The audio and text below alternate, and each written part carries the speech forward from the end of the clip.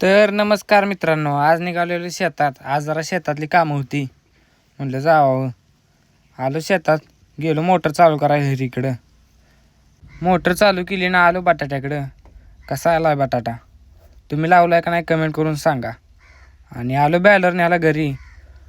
बाहुबलीनं पिंड उचललेली, आमच्या गाड्यानं बॅलर उचलून त्याचा शेवट करून टाकला. सगळी औषधं केली बॅलरमध्ये एकत्र आणि हळूहळू वाचायला लागलो पंपात. आज काय वेळ लागला नाही जास्त, अर्धा तास 1 तासाचं काम होतं.